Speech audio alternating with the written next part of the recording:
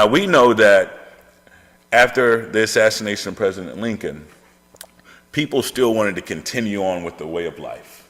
But Robert E. Lee surrendered at Appomattox Courthouse to General Ulysses Grant.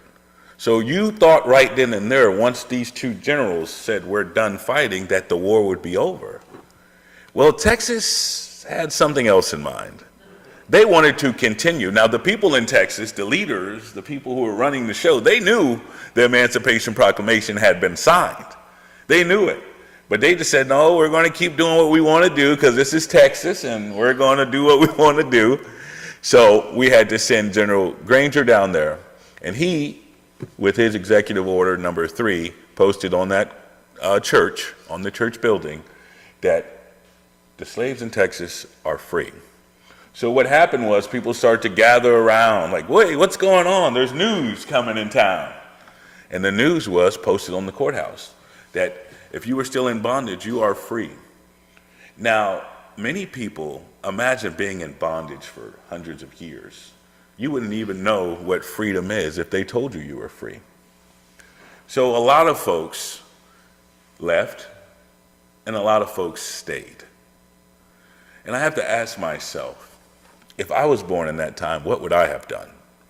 And you know, you have to think, some of these people, I hate to refer to them as slaves, some of these people had lives, they had families, they had to take care of their families. So I could see why some of them would have stayed.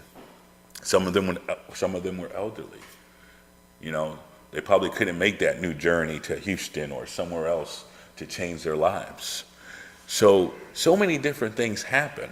But on that day was a day that they got together and they started to celebrate because they knew that there would be a new way of life for them.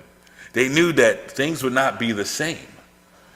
It was scary, but they knew that a new day was coming. They knew that a change was going to come. So you hear stories of some people leaving Galveston, heading to Houston, heading to other parts of the United States to make a new life.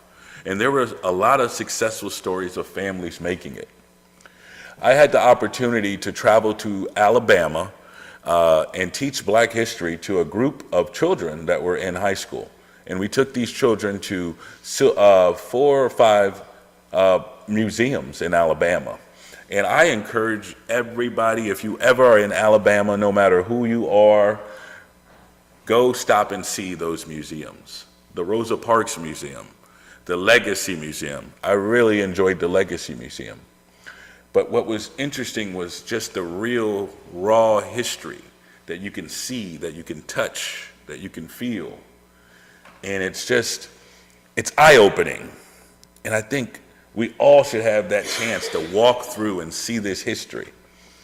Because as the great poet Dr. Maya Angelou said, I hope I don't mess this quote up, history, despite its wrenching pain, if faced with courage, need not be lived again.